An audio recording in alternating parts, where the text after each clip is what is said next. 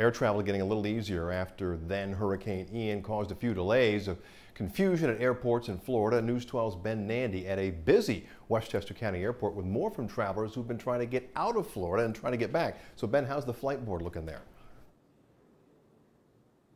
Oh, pretty good. You know, there have been some hiccups today. That was expected with departures and arrivals, but it's going a lot better. Departures, we're just about done with those for the time being, but take a look at the arrivals board. Flights coming in, you have Orlando, there's a delay there. Fort Myers, obviously, there's a bit of a situation there. Then you see West Palm Beach, Fort Lauderdale, and then again, West Palm Beach, all on time. And then that earlier Charlotte flight. Charlotte was canceled earlier today coming in, but those seem to be on track now. So I'm not seeing a ton of major cancellations or delays. What I am seeing are a lot of happy travelers saying, shoo, finally.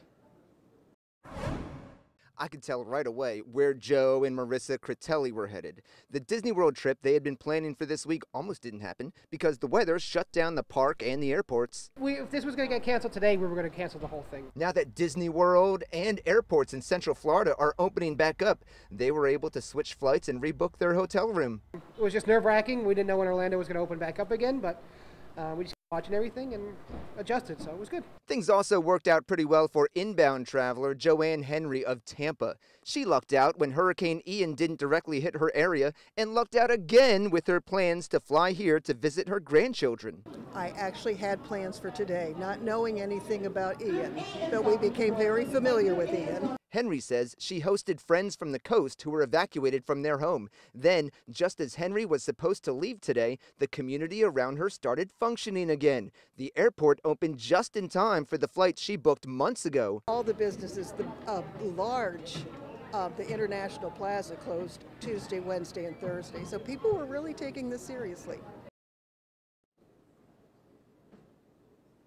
And not everybody has been quite as lucky as Joanne Henry and her grandchildren, who by now she's probably arrived to their home to hang out with them now.